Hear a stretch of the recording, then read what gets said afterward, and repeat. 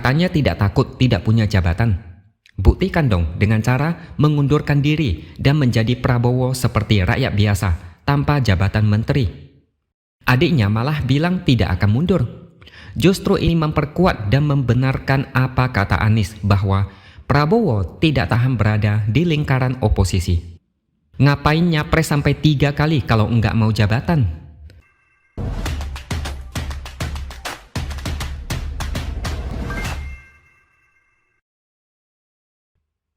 Halo, bertemu lagi dengan saya, X Hardy di Opini Siwer. Mahfud MD sudah resmi mengumumkan dia mengundurkan diri sebagai Menko Polhukam. Diangkat secara baik-baik, mundur pun secara baik-baik dan terhormat. Ketika itu terjadi, orang-orang mengalihkan pandangan kepada Prabowo dan Gibran. Apakah keduanya bakal mengikuti jejak yang sama? Ikut mundur sebagai bentuk menghindari potensi penyalahgunaan jabatan dan fasilitas negara? Adik Prabowo, Hasim Joyo Hadikusumo mengatakan Prabowo tidak perlu mundur dari jabatannya sebagai Menteri Pertahanan. Tidak bakal mundur, begitu kata dia. Kalau saya mikirnya begini, Prabowo itu kan Menteri Pertahanan. Jadi tugasnya sebagai Menteri Pertahanan adalah mempertahankan jabatan hingga titik darah penghabisan, sampai masa jabatan habis. Mungkin itu maksud mereka. Sebagai Menteri Pertahanan, Prabowo wajib dan harus bersikap kesatria mempertahankan jabatannya. Kalau melepas jabatan di tengah jalan, itu namanya tidak bertanggung jawab. Itu tidak etis. Memang sebenarnya tidak masalah kalau tidak mau mundur. Tapi kita ini bicara etika. Jangan cuma ngomong endasmu etik, tapi dia sendiri nggak paham apa itu etika dalam berpolitik. Di debat perdana antar capres, Anies sempat bertanya bagaimana perasaan Prabowo soal pelanggaran etik berat dalam proses putusan batas usia capres-cawapres di Mahkamah Konstitusi. Anies juga sebelumnya menyebut Prabowo tidak tahan menjadi oposisi. Dia bilang Prabowo mengatakan bahwa tidak berada dalam kekuasaan membuat tidak bisa berbisnis, tidak bisa berusaha, karena itu harus berada dalam kekuasaan. Prabowo merasa terhina dan egonya seperti terinjak-injak sehingga emosinya terpancing. Terkait etika mengenai apa yang dilakukan Mahkamah Konstitusi, Prabowo bilang mereka bukan anak kecil lagi. Intinya rakyat yang memutuskan, rakyat yang menilai. Kalau rakyat tidak suka Prabowo dan Gibran, tidak usah pilih mereka. Dan terkait jabatan, Prabowo mengeluarkan statement yang memproteksi harga dirinya. Dia bilang dia tidak takut tidak punya jabatan. Dia bilang sorry ya, sorry ye. Dia tidak punya apa-apa. Dia sudah siap mati untuk negara ini. Kira-kira ucapan seperti itu termasuk munafik atau tidak? Soalnya, coba pikirkan lagi. Prabowo sudah 4 kali ikut pilpres. 1 kali menjadi cawapres dan 3 kali menjadi capres.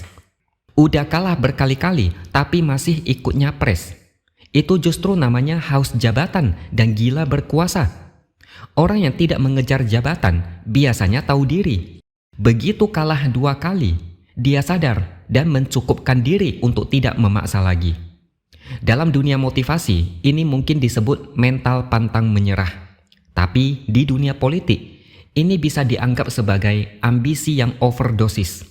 Ada udang di balik batu. Mengaku siap mati demi negara ini, tapi maunya jadi presiden dulu. Dia sering ngomong begitu. Dia siap mati demi negara, tapi dia berharap diberi kesempatan memimpin negara ini. Jadi maksudnya, kalau tidak bisa jadi presiden, tidak siap matikah? Kalau tidak takut tidak punya jabatan, justru inilah saat yang tepat untuk mundur mengikuti jejak Mahfud MD. Rakyat mau melihat apakah Prabowo beneran tidak takut tidak ada jabatan atau cuma ngomong doang supaya rakyat terharu. Lucunya, pendukung Prabowo bilang, kenapa Mahfud MD baru mundur sekarang? Kenapa enggak dari dulu? Kita justru harus bertanya, kenapa Prabowo sampai sekarang tidak mau mundur? Katanya tidak takut tidak punya jabatan. Buktikan dong dengan cara mengundurkan diri dan menjadi Prabowo seperti rakyat biasa, tanpa jabatan menteri. Adiknya malah bilang tidak akan mundur.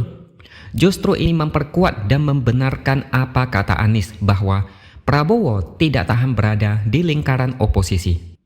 Ngapain nyapres sampai 3 kali kalau enggak mau jabatan?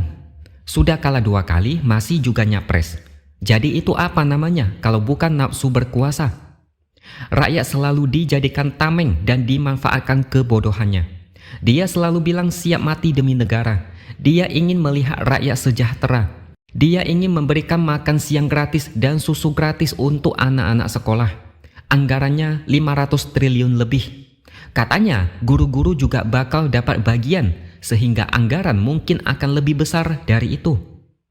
Kalau benar-benar tidak butuh jabatan, silakan mengundurkan diri dan tidak usah ikut nyapres.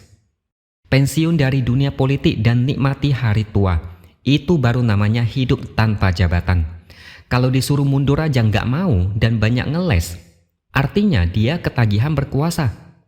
Rakyat harus sadar, jangan mudah dibodohi dan dibohongi dengan ucapan-ucapan yang mengharukan.